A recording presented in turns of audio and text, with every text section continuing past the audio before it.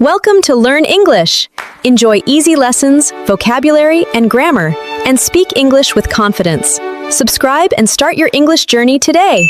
So, if you were to somehow attach electrodes to the scalp of someone who's, actively struggling to speak a new language. Which would be a fascinating experiment, by the way. Right. And if you map their brain activity in real time, you wouldn't just see a void. You wouldn't see a lack of vocabulary or some failure of memory. No, not at all. What you would see glowing brightly on that scan is essentially a massive neurological traffic jam. Yeah, a complete gridlock.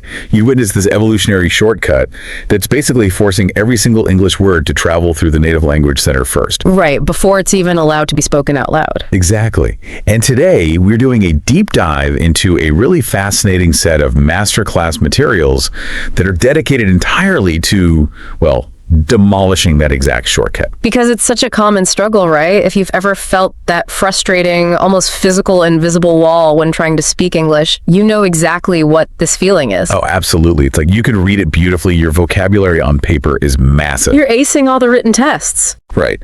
But then someone drops you into a fast-paced conversation, and your whole system just freezes. It is a profound paralysis. I mean, it really is. And what the source material for today reveals is that the words are absolutely in your head. The data is there. Yes, the data is perfectly stored, but you are locked out of retrieving them fast enough to actually, participate in the flow of the moment. Because your brain is running the data through the completely wrong processing center. Right, it's routing everything through an analytical filter rather than an automatic one. Which kind of frames the entire mission of this deep dive.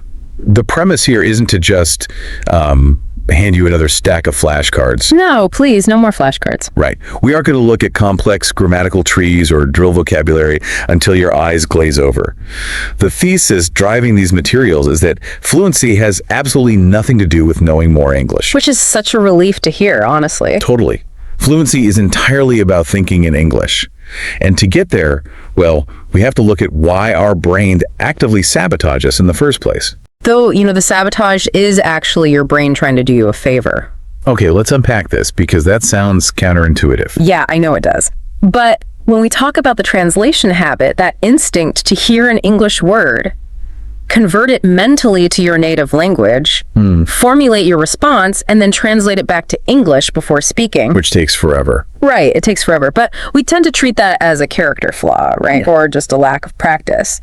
But the translation habit is an evolutionary feature. A feature, not a bug. Exactly. Your brain is like the most sophisticated, ruthless, energy-conserving machine in the known universe. Its primary directive is to save calories. So it's fundamentally lazy. Highly efficient is a nicer way to put it. But yes, when you first sit down in a traditional language class, the brain immediately looks for the path of least resistance. And usually you're handed a bilingual dictionary on day one, right? The teacher writes the word apple on the board, and next to it, the exact word for apple in your native language. Yeah, they are literally instructing your brain to build a bridge between the new data and the old infrastructure. And that's precisely the problem, isn't it? It is. The brain says, why would I spend massive amounts of metabolic energy building an entirely new conceptual framework for this language when I already have a perfectly good, fully constructed highway system right here in my native tongue? Right. Why build a new road when there's an interstate right next door? Exactly. So it grooves a neural pathway that establishes translation as the default route. Whenever you encounter English, the brain automatically reroutes it through the native language center. Because that's the most efficient way to get immediate comprehension. Right. It's a brilliant survival mechanism for a beginner trying to, decipher a textbook. But out in the wild, in a real-time conversation, that exact same survival mechanism becomes a fatal bottleneck. It completely shuts you down. Yeah, every time you run that translation loop, you're inserting this massive cognitive delay. You are essentially asking your brain to do double the processing work in half the time. Which is biologically impossible to maintain. And our source uses this really brilliant, honestly kind of painful analogy to describe the mechanics of this delay. Imagine you are running a competitive sprint. Okay, I'm picturing it. The gun goes off. You explode off the starting block. You are building up all this momentum. But before every single stride you take, you force yourself to stop, bend down, completely untie your shoe, retie it, stand back up, and then try to sprint again. Oh, wow. Yeah, the physical mechanics of that sprint would be just agonizing. You'd never get anywhere. Right. You can never reach terminal velocity. You can never achieve flow. By the time you tie your shoe, by the time you formulate the perfect, grammatically flawless translated sentence in your head, The moment is gone. exactly. The person you are talking to has already moved on to a completely different topic. You're left holding this perfect sentence that no longer applies to the conversation. It's so frustrating. And to really understand why that stuttering delay happens on a biological level, we have to look at the dual processing modes of the human brain. Yeah, this is where the neuroscience gets really cool. We can conceptualize this broadly as mode 1 and mode 2 thinking. So mode 1 is the heavy lifter. It's slow, deliberate, highly analytical, and metabolically expensive. Right. This is the part of your brain that activates when you're like trying to calculate a 20% dip in your head. Or when you're drafting a really sensitive, politically fraught email to your boss, you're weighing every single word. Yes. It is incredibly precise, but it is sluggish by design. Now, contrast that with mode 2. Mode 2 is the fast one, right? Exactly. Mode 2 is your automatic, fast, intuitive processing. It's the system that takes over when you dodge a baseball flying at your head. You don't calculate the trajectory, you just duck. Right. Or when you are navigating your morning commute while entirely lost in thought or just bantering effortlessly with a close friend. Mode 2 operates at blinding speed because it relies on deeply internalized patterns. It doesn't analyze, it just executes. Spot on. So the language learner who's translating everything in their head is essentially trying to hold a rapid-fire, real-world conversation using the math problem part of their brain. Yes, they are forcing the language through mode 1. While the native speaker sitting right across from them is operating entirely in mode 2. Right, the native speaker isn't applying grammar rules. They aren't calculating verb conjugations. They are just letting the automatic system fire. So true fluency, which is the ultimate goal of the masterclass we're dissecting today, is simply the migration of a language. That's all it is. It's the physical, neurological migration of English out of the slow mode 1 analytical system and into the fast mode 2 automatic system. And what proves this migration is actually possible, and this is the part of the material that really caught my attention, is this phenomenon involving extreme emotion. What's fascinating here is how extreme emotion essentially short-circuits the brain's processing modes entirely. We call it the emotional bypass. Okay, tell me more about that. It's this incredible glimpse into the architecture of the mind. Think about a moment of intense, sudden emotion. Let's say you're driving in a foreign country, you're navigating a chaotic roundabout, and someone suddenly cuts you off. So you have a minor fender bender. Right. Adrenaline floods your system, cortisol spikes. In that microsecond of survival panic and anger, your brain realizes it does not have the milliseconds to spare to run data through the slow, analytical mode 1 filter. In urgency. Exactly. So it forcibly shuts down the prefrontal cortex's deliberate processing to save time, and it hands the wheel entirely to the automatic systems. Like the amygdala and the basal ganglia. Yes. Which means the translation mechanism is completely offline. The brain bypasses it because translation is a luxury of time, and in a crisis, time is up. Right. And in those high-stakes emotional spikes, learners typically experience one of two extremes. For some, their English completely disintegrates. They just freeze up completely. Or they regress to stuttering or shouting in their native language because their mode 2 system contains absolutely zero internalized English. The automatic reservoir is empty. But for others, the exact opposite happens. The source notes that in these moments of shock, like maybe blinding anger or physical pain from stubbing a toe, or even laughing so hard you can't breathe. Oh yeah, the laughter one is huge. Right. Learners will suddenly spout out a perfectly structured, totally natural English phrase. A phrase they wouldn't have been able to construct if you gave them a pen and paper and 5 minutes to think about it. Because the fluency was always in there. It was just trapped behind that analytical filter. The emotional bypass just drops the filter, proving that the English data has successfully migrated to the automatic system. The problem, of course, is you can't live your life in a state of perpetual adrenaline just to speak fluently. Right. You can't go around getting into car crashes just to order a coffee. Exactly. You have to train the brain to default to that automatic pathway, even when you are perfectly calm. Which brings us to a critical pivot. If the brain is fundamentally lazy and defaults to the Mode 1 translation shortcut just to conserve energy, we have to change the environment to force an adaptation. Right. The brain won't build new pathways voluntarily. We have to essentially trick it into thinking its survival depends on it. And to do that, we have to dismantle one of the most pervasive myths in language learning. Yeah. The idea that geography dictates fluency. Oh, the move abroad myth. Yeah. Ask almost anyone how to get fluent quickly, and they'll tell you to pack your bags and move to an English-speaking country.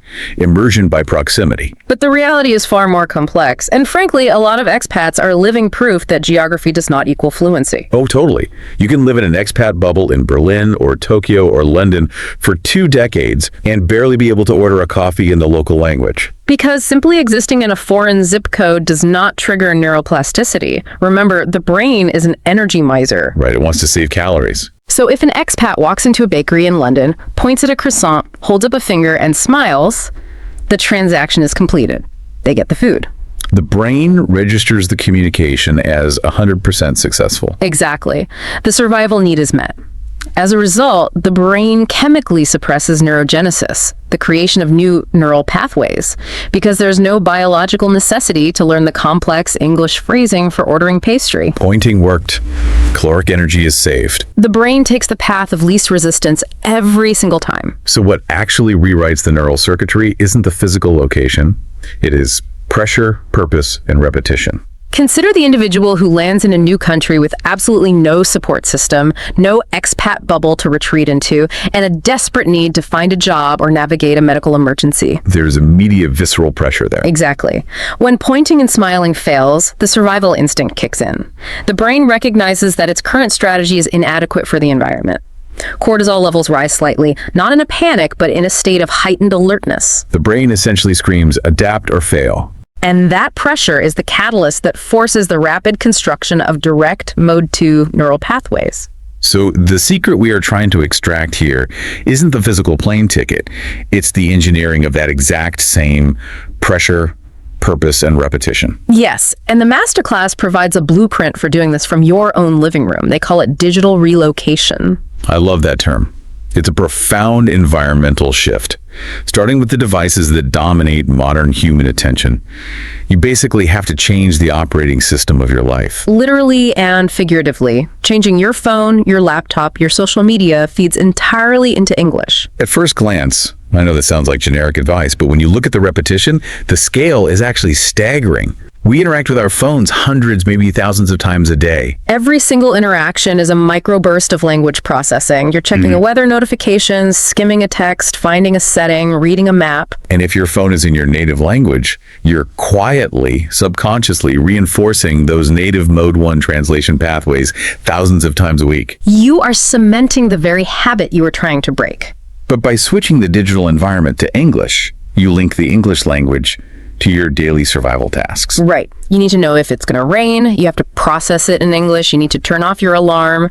English? You're creating an artificial necessity. Okay. But the materials go a step further, and they introduce a rule regarding media consumption that I know causes a lot of friction for people.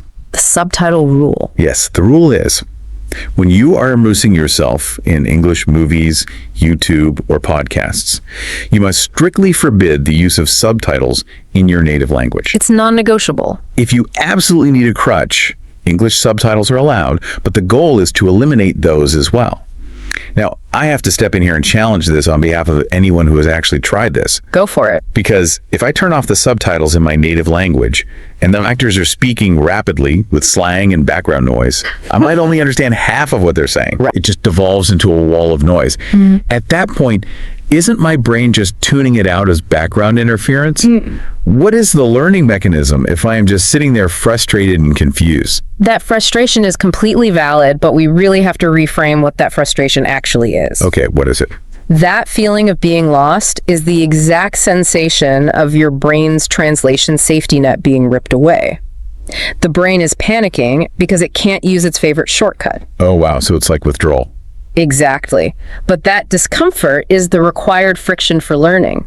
To understand why it isn't just a wall of noise, we have to look at the neurological mechanics of comprehensible input.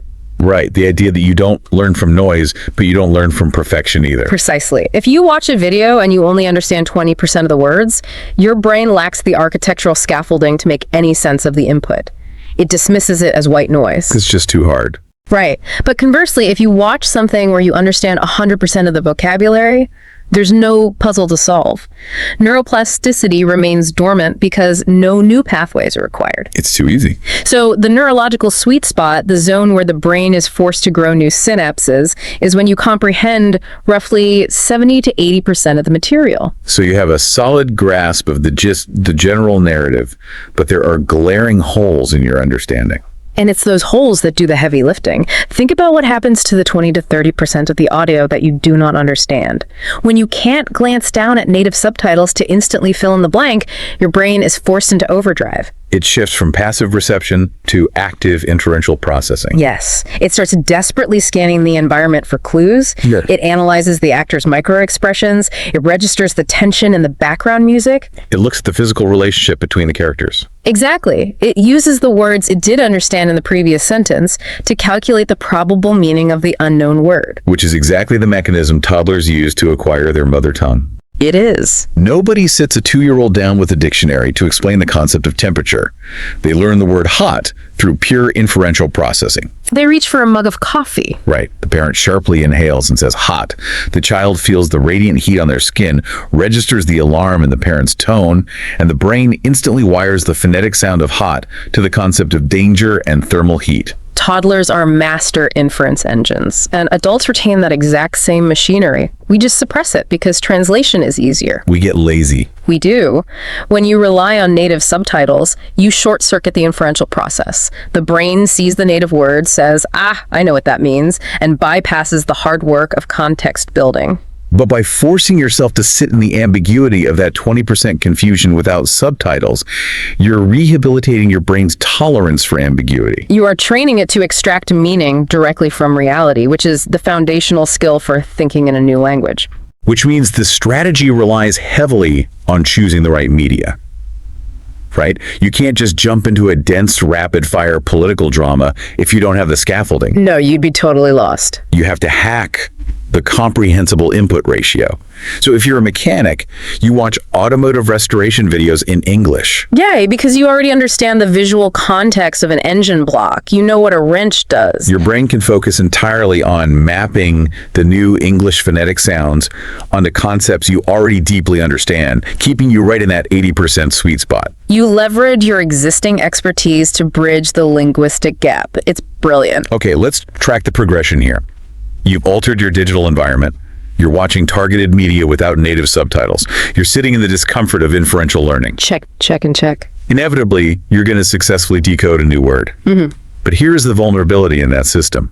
Once you finally infer what a new word means, your brain's immediate overwhelming reflex is to translate it to your native language so it doesn't forget it. You want to write it down in a notebook. Exactly. English on the left, native language on the right. How do we bypass that reflex? How do we store new data without relying on the translation ledger? Well, we have to fundamentally dismantle what we call the mental dictionary. And to illustrate how deep this goes, let's look at an experiment highlighted in the source. I want you to focus purely on the concept of the word home. Just the English word home. I have it. If we were to scan the brain of a non-native speaker who learned English purely through traditional classroom translation, their processing of the word home is largely abstract. Like just letters on a page. Right. The visual cortex that flash an image of the word spelled out. The brain instantly fires a signal to the native language center to retrieve the equivalent native word. So the English word home operates merely as a sterile label. Yes. It's just a cryptographic key whose only function is to unlock the real word, which is the native word. There is very little emotional or sensory activation. But the architecture inside a native speaker's brain is radically different. It's an entirely different neurological event. When a native speaker hears home, they do not access a dictionary definition. The auditory processing of the word instantly triggers a cascade across multiple brain regions. Exactly. The olfactory bulb might simulate the smell of a childhood meal. The auditory cortex might replay the specific creak of a front door. The amygdala activates a sudden wash of comfort, safety, or maybe complicated family anxiety.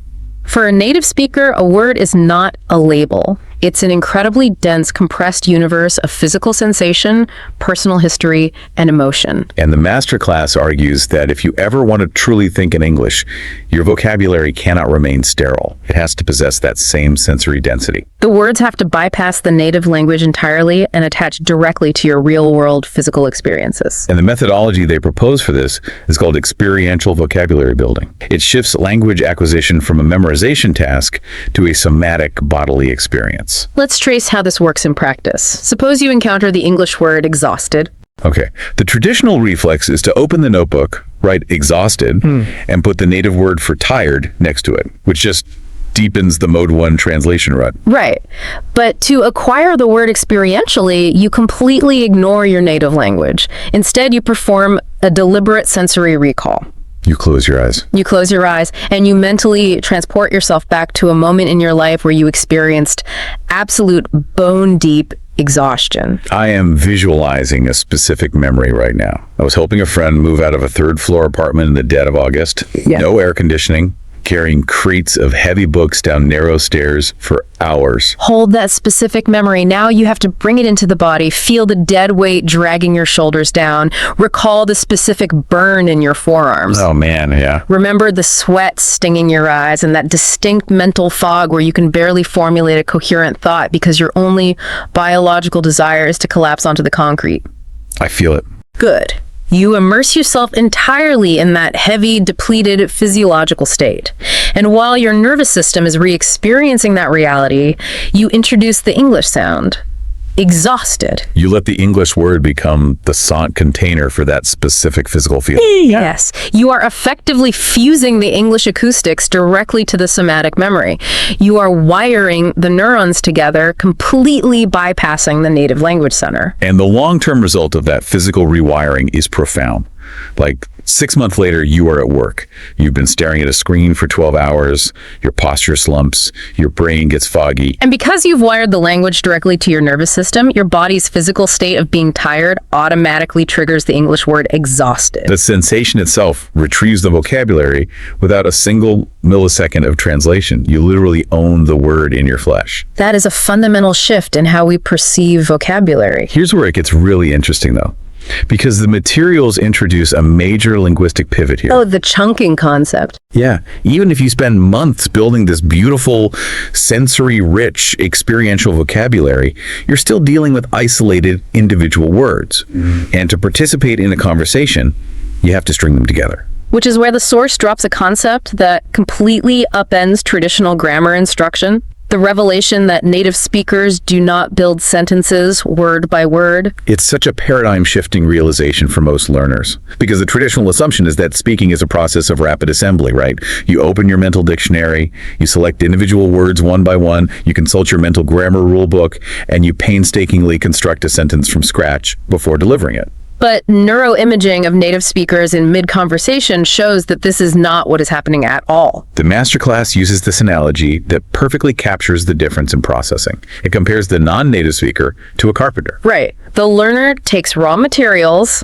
the individual vocabulary words and the blueprints, the grammar rules, and tries to saw, nail, and glue together a brand new sentence in real time. It requires immense concentration, it's incredibly slow, and the finished product usually looks a little crooked. But the native speaker, however, is not a carpenter. They aren't building from scratch. No. The native speaker is walking into a massive warehouse and simply grabbing pre-assembled pieces of furniture straight off the shelf. They are retrieving entire blocks of language as single, indivisible units. In linguistics, this is known as chunking or formulaic language. A native speaker does not generate the phrase as a matter of fact by selecting the word as, analyzing the grammar, adding a, considering the noun matter, adding the preposition of, and finishing with fact. That would take way too long. Exactly. The brain stores that entire 5-word sequence as a single chunk in the basal ganglia. It is retrieved and deployed with the exact same caloric effort as a single word. The efficiency of that is just staggering. There's an example in our source notes that highlights why this is the secret to sounding natural. Imagine two people trying to express that a specific challenge is quite significant. The first person says, "This is not a problem that is small." The second person says, "This is no small problem." Now, analyze those two sentences from a purely grammatical standpoint. Both are flawless. They both convey the exact same data payload. But to a native ear, the first sentence sounds undeniably foreign and clunky, while the second sounds perfectly natural and authoritative. Why? Because no small problem is a pre-assembled chunk. It's a formulaic sequence that native speakers have collectively agreed upon over generations. The first speaker was doing real-time carpentry. The second speaker just wheeled the pre-assembled couch out of the warehouse. So if the goal is fluency operating in mode 2, obsessing over individual words is a trap. You have to start acquiring chunks. And these chunks come in a variety of structures, right? They do. The most obvious ones are idioms, like under the weather or beat around the bush. If a learner tries to use their analytical Mode 1 brain to dissect under the weather word by word, they'll be utterly confused because it makes zero logical sense in relation to feeling ill. You simply have to swallow it whole as a single conceptual unit. Then you have sentence frames, which are partially assembled pieces of furniture.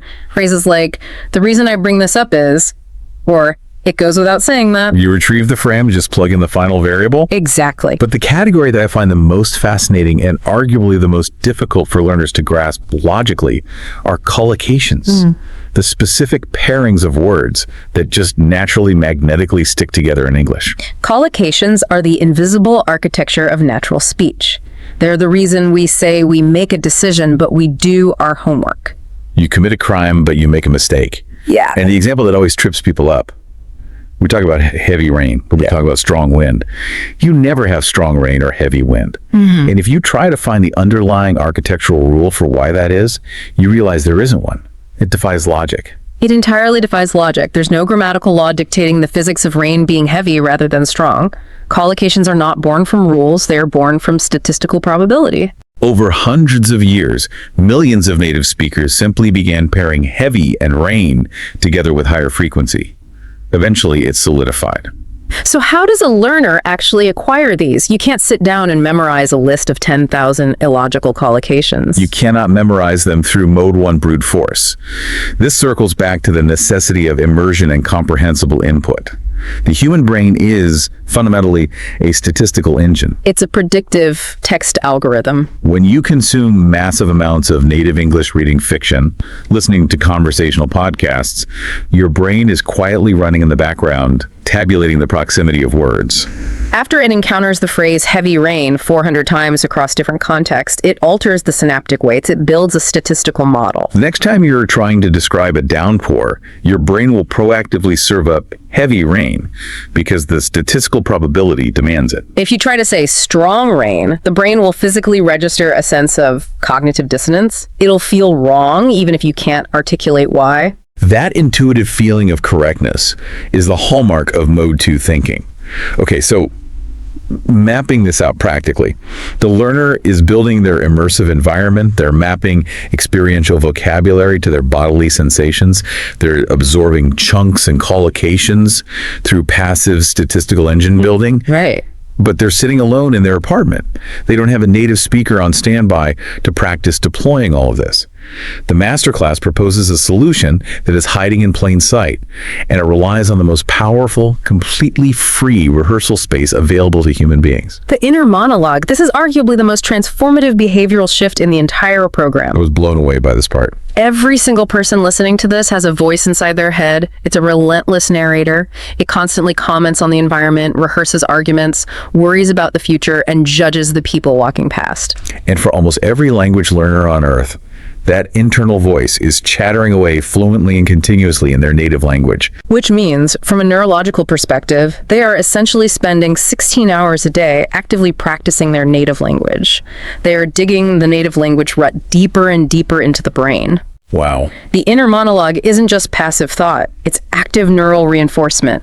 Every sentence you think is firing a pathway. So if you can consciously evict your native language from that mental real estate, even for just an hour or two a day, and replace it with English, you radically alter your learning trajectory.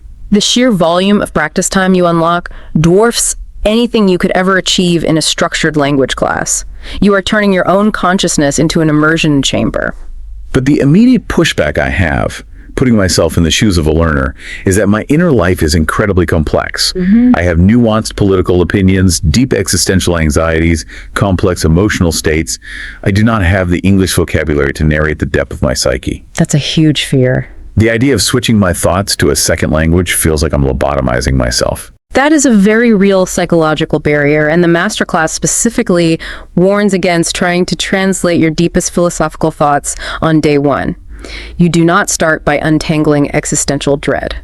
You start with the most rudimentary, observable facts of your immediate environment. You start with physical narration. The progression begins almost ridiculously small. Yeah. You sit on your couch, look around the room, and deliberately generate the thought in English. I am sitting on the couch. The room is quiet. The light is hitting the rug. I am holding a mug. It feels simplistic, yes. You already know what all those words mean, but the objective at this stage is not vocabulary acquisition. No, the objective is structural rewiring. You're forcing the known English words to become the actual medium of your thought process, rather than a secondary translation. You are laying down the foundational circuitry that says we can generate original thought directly in this language. And as that circuitry strengthens, you escalate. You move from narrating static objects to narrating your actions in real time. The text uses the example of making breakfast. Instead of performing the routine in silence, you think, I am opening the fridge. We are out of eggs. I need to add that to the list. I am turning on the kettle. And once the action narration becomes fluid, you graduate to the most powerful application, conversational rehearsal. This is where you leverage the brain's predictive power. If you know you have a stressful team meeting tomorrow, you run the simulation in your head in English.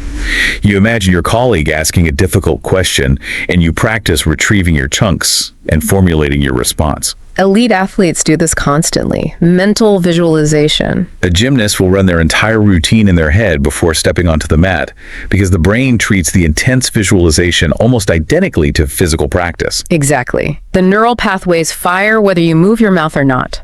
By rehearsing the conversation in your inner monologue, you are preloading the vocabulary into your working memory. When the actual meeting happens, you aren't retrieving the words for the first time. You're simply hitting play on a pre-recorded track. It's incredibly powerful. I see how powerful that is.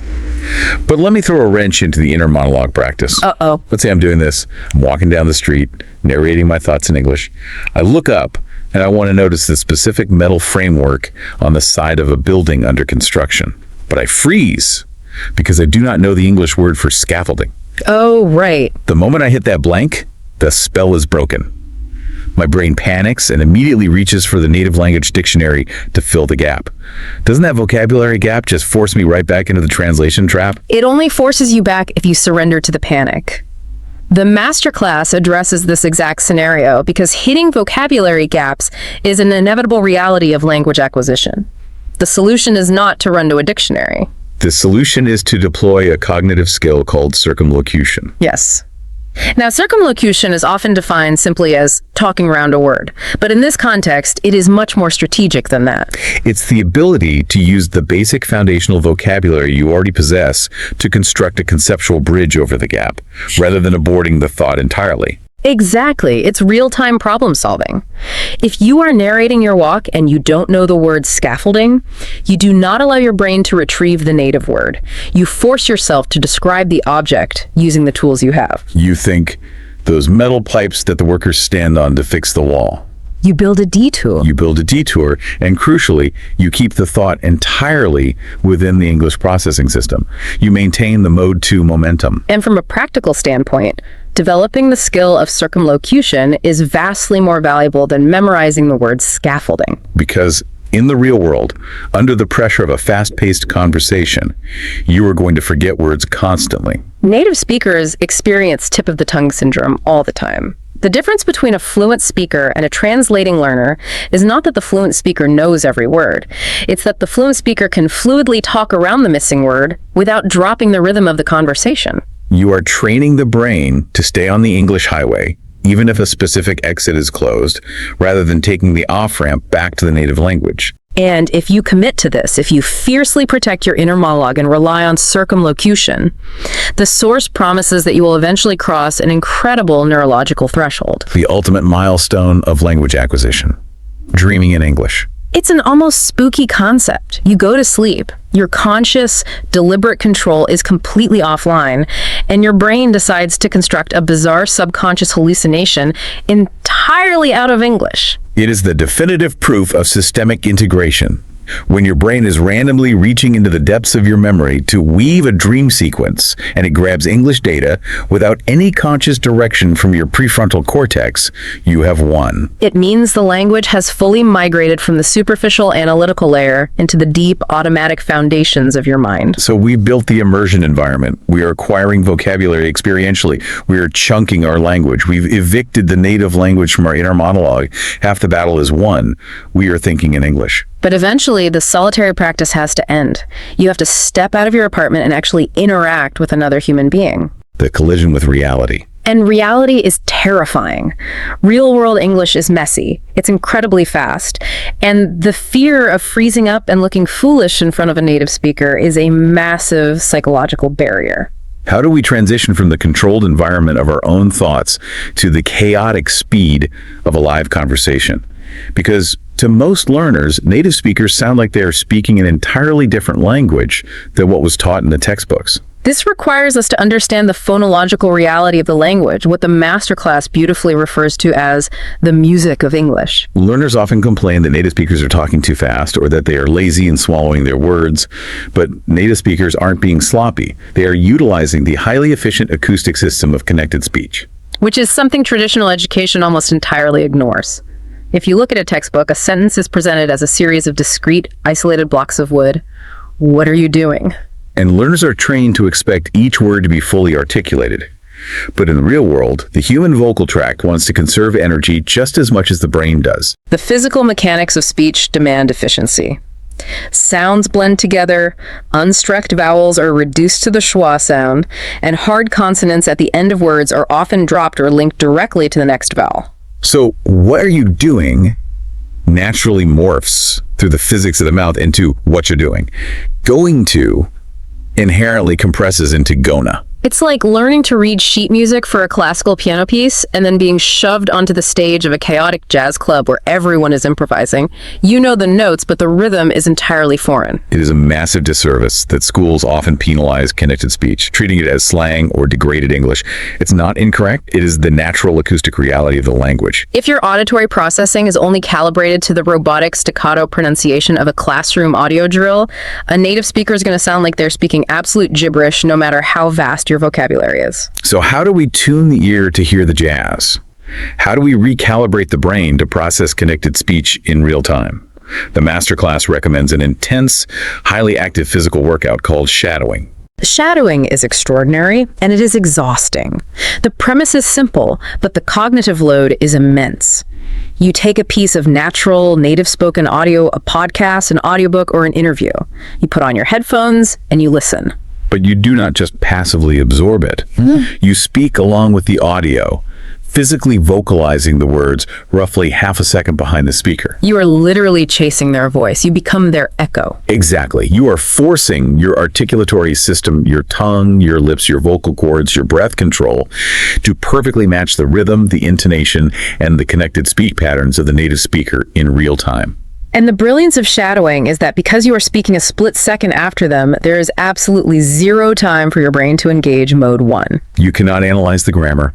You cannot translate the meaning into your native language. If you try to translate, you instantly lose the rhythm and fall behind the audio track. You are bypassing the translation trap through sheer physical velocity. You are building physical muscle memory in the mouth while simultaneously training the auditory cortex to anticipate the natural flow and compression of connected speech.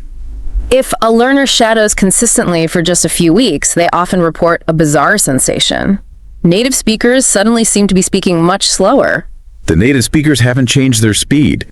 The learner's brain has simply upgraded its processing capability to match the data stream. But even with a perfectly tuned ear and lightning-fast processing, we still have to confront the monster in the room, the psychological handbrake. Because if we connect this to the bigger picture, all the shadowing and chunking in the world is utterly useless if you are paralyzed by fear when someone says hello to you. Fear is the ultimate antagonist of fluency.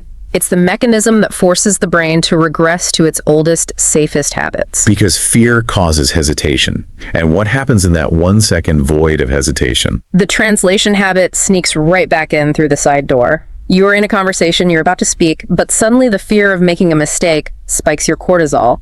You hesitate. Your analytical prefrontal cortex says, wait, stop. Let me double check the grammar of that sentence in our native language first to make sure we don't sound stupid. Boom. You've just slammed the brakes. You are back in mode 1, and the flow of the conversation is destroyed. The source material spends a significant amount of time addressing how we have to completely rewire our emotional relationship with mistakes. Because, let's be honest, for most of us, school trauma runs incredibly deep. We're conditioned for years to view a mistake as a moral failure. A red pen mark on an exam doesn't just mean incorrect data, it means you are inadequate. We carry that academic anxiety into our adult conversations. We have to surgically detach our ego from our linguistic output.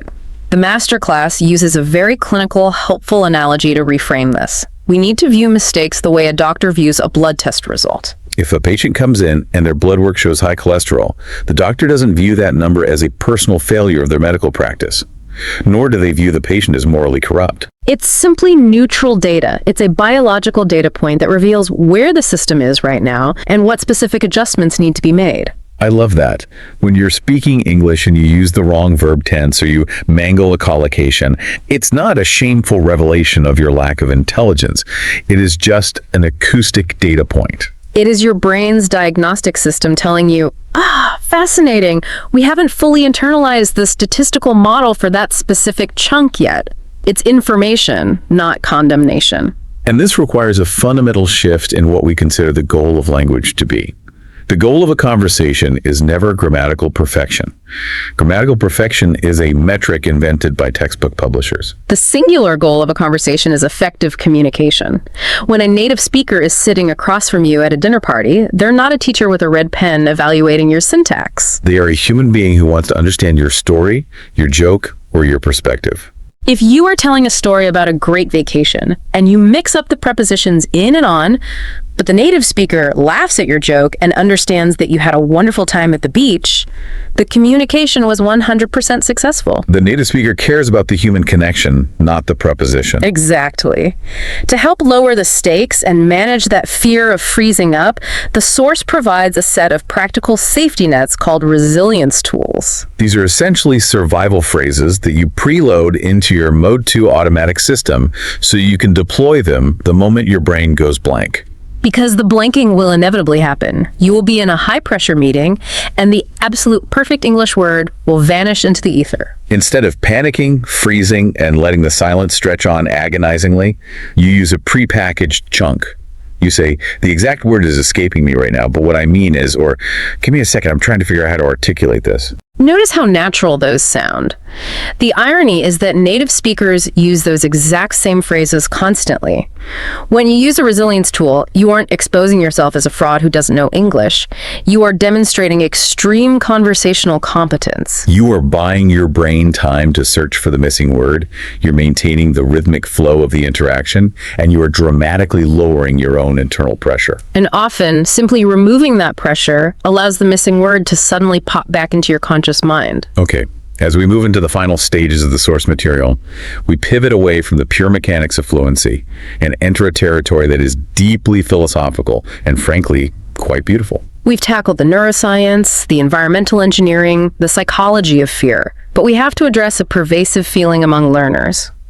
Why does textbook English feel so sterile? Why does it feel lifeless? And how do we ascend to the absolute highest tier of fluency? It comes down to the concept of emotional anchoring. We touched on this earlier when we contrasted the non-native and native processing of the word home, but we need to expand on the implications. When you acquire your native language as an infant and a toddler, every single vocabulary word is forged in a massive crucible of emotion and physical sensation. You learn the word danger when a dog barks aggressively, your adrenaline spikes, and your parent pulls you back. The linguistic concept and the visceral survival emotion are permanently welded together in your neural architecture. The language is alive because it is tied to your survival and your deepest childhood feelings. But how do you learn your second language? You sit at a hard desk in a sterile room, staring at a whiteboard, experiencing nothing but mild boredom or academic anxiety. The emotional texture of the learning environment is completely flat. Which is precisely why the resulting English vocabulary feels like a collection of abstract, lifeless concepts rather than living, breathing reality. To cure this emotional flatness, to truly bring the language to life within your mind, the masterclass insists that you must engage with English media that you genuinely, passionately love. You have to manufacture emotional spike. You have to let pleasure and excitement be the learning mechanism. Yes. If you are a fan of terrifying horror movies, you must watch them in English. When the tension builds, the music swells, the killer jumps out of the closet, and your heart rate violently spikes, the English dialogue being spoken in that exact microsecond is being fused to your adrenaline response. You are anchoring the vocabulary to a real biological reaction. If you love romance novels, read them in English. When you are moved to tears by a devastatingly beautiful passage, that vocabulary is being anchored to your emotional core. Stand-up comedy is perhaps the greatest test of this. Humor requires incredibly fast processing. When you are watching a comedian in English, and you genuinely laugh out loud at a joke, not because you translated it, analyzed the pun, and logically concluded that it was structured to be funny, but because the timing, the tone, and the phrasing bypassed your logic and hit your funny bone in real time. yes, that is a profound neurological event. You are processing the language at the speed of humor. And that emotional anchoring is what propels a learner toward the absolute pinnacle of advanced fluency. The transition from thinking in words to thinking in concepts. I need to intercept that because it sounds like a subtle distinction. If I am already thinking in English words without translating, isn't that the finish line? What is the difference between thinking in words and thinking in concepts? Thinking in English words means you experience a human thought, and the English vocabulary successfully arrives to express it without needing the native language as a middleman.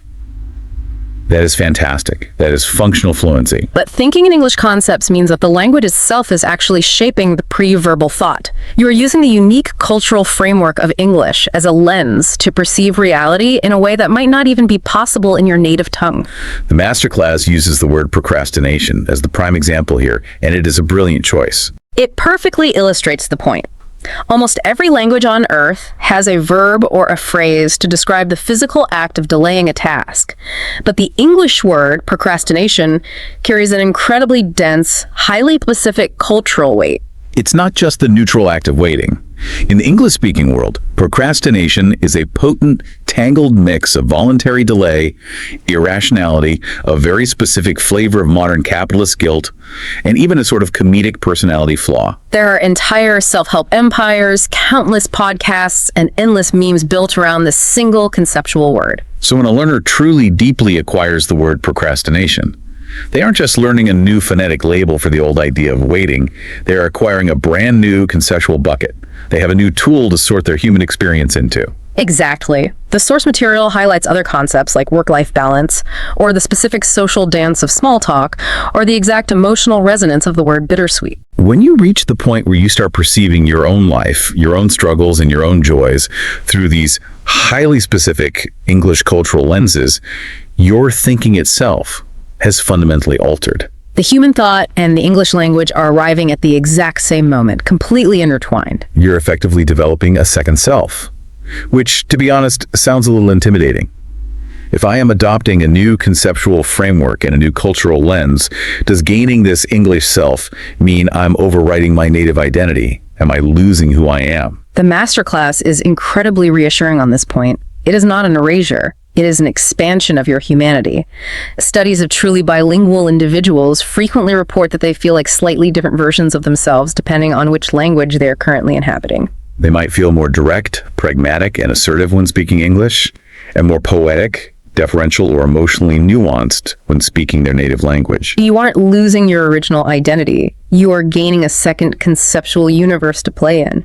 You become internally richer. Okay, so bringing all of this lofty philosophy back down to earth. So what does this all mean for the listener tomorrow morning? We have discussed a massive paradigm shift. But how does someone with a full-time job, a family, and endless responsibilities actually implement this digital relocation, this inner monologue practice, and this shadowing without burning out or needing to study for 5 extra hours a day? The genius of the daily architecture proposed in the source is that it demands 0 extra time. It relies entirely on replaced time, not added time. You are simply changing the linguistic medium of the activities you are already doing. The author maps out a fascinating daily routine. It starts the moment you wake up. Before you even reach for your phone, before you get out of bed, you spend 2 minutes, literally just 120 seconds, narrating your morning in your inner monologue in English. The room is cold, I need to make coffee, I have a lot of emails to answer today. That 2-minute exercise is crucial. You are tuning the instrument of your brain to the frequency of English before the chaos of the day begins. You're setting the mode 2 default. Then, during your commute, whether you are driving or on a train, you are likely already listening to music or the news. Just replace it with an English podcast you genuinely enjoy. This is passive listening. You aren't taking notes. You are just letting the statistical engine of your brain soak in the rhythm and the collocations. On your lunch break, you scroll through an article in English. Not studying it, just reading for pleasure and inferring the unknown words from context. In the evening, maybe you dedicate 15 minutes to active, deliberate practice. That is where you do your intense shadowing workout, or you sit down and practice your experiential vocabulary, deliberately connecting a new English chunk to a physical memory. And then comes the most important phase of the entire architecture. Right before you go to sleep, you spend 3 minutes reflecting on your day, recounting the events in your English inner monologue. Why is the pre-sleep reflection so critical? It leverages the biology of memory consolidation. Neuroscience suggests that the hippocampus, the part of the brain heavily involved in learning, prioritizes the thoughts and inputs you experience right at the threshold of sleep. During your REM cycles, the hippocampus physically replays the day's data, transferring it to the neocortex for long-term storage. By giving your brain a concentrated dose of English data right as you are drifting off, you are essentially programming it to wire those English neural pathways all night long while you sleep. That is incredible leverage. So the entire routine consists of maybe 20 minutes of active, deliberate effort, and the rest of the day is just swapping out the language of your normal life. But we have to address the reality of human behavior. Consistency. Because life happens. People get sick, they get overwhelmed at work, they abandon the routine for a week, and then they experience that awful guilt. They feel like they have ruined everything and have slid all the way back to the bottom of the mountain. The source is adamant about destroying that guilt. You are never back to square one. When you build a neural pathway, when you successfully tie a physical sensation to an English word, or when your basal ganglia locks in a new collocation, that physical rewiring in your brain does not magically evaporate just because you took a week off. The infrastructure remains intact. Exactly. We have to understand that progress in language acquisition is never a smooth, predictable diagonal line going endlessly upward. It looks like a staircase with incredibly long, flat steps. You will experience extended, frustrating plateaus where it feels like you are practicing every day but making absolutely zero progress. But what you don't see is that during the plateau, the brain is quietly running subconscious diagnostics, strengthening synaptic weights, and organizing the data. And then suddenly, you will experience an inexplicable, massive leap in ability. You will speak a complex sentence without thinking. That leap is the delayed result of all the invisible work done during the plateau. So when you miss a day or even a month, you do not panic. You just calmly step back onto the path. The foundation is waiting for you. We have covered an immense amount of ground today. We started by diagnosing the invisible wall, understanding that the brain's desire to conserve energy traps us in the slow, analytical Mode 1 translation loop. We explored how the emotional bypass proves fluency is already inside us. We dismantled the expat myth, learning that survival pressure, not geography, builds neural pathways. We looked at the necessity of sitting in the discomfort of comprehensible input, training the brain to infer meaning without subtitles. We abandoned the sterile mental dictionary in favor of visceral, experiential vocabulary. We stopped acting like carpenters building sentences word by word and started acting like warehouse workers pulling fully assembled chunks and collocations off the shelf. We evicted our native language from our inner monologue, built detours using circumlocution, and trained our physical articulatory muscles through the exhausting work of shadowing connected speech. And perhaps most importantly, we reframed our relationship with fear, learning to view mistakes not as moral failures, but as essential neutral data points guiding our progress. The culmination of all this effort, of rewiring your environment and your mind, is not just the ability to pass a grammar proficiency test. It is the ability to operate automatically, emotionally, and authentically inside the English language. It is gaining unhindered access to a global culture, the ability to connect deeply with over 1 billion people, and the key to an endless library of art, humor, and ideas. Which leaves us with a profound, lingering question drawn from the very end of the masterclass materials. We discussed how acquiring these deep English concepts like procrastination or work-life balance fundamentally alters your perception. We discussed the emergence of a second self. The provocative thought to leave you with is this. If language truly shapes human thought as profoundly as the neuroscience suggests, if English possesses its own unique acoustic rhythms, its own historical idioms, and its own emotional textures, then does adopting the second self actually alter your core personality when you speak it? When you finally bypass the translation filter and become fully immersed in the English conceptual universe, are you fundamentally a slightly different person than the one who operates inside your native tongue? That is a staggering concept to chew on. You aren't just learning a language to communicate data. You might actually be exploring and discovering an entirely new version of your own consciousness. For everyone listening, navigating this complex, frustrating, but ultimately beautiful journey, I hope you take that first deliberate step through the door of human connection today. Leave the bilingual dictionaries, the red pens, and the heavy burden of the translation habit behind on the threshold. Stop analyzing the grammar and just let yourself feel the language. Thanks for joining us on this deep dive.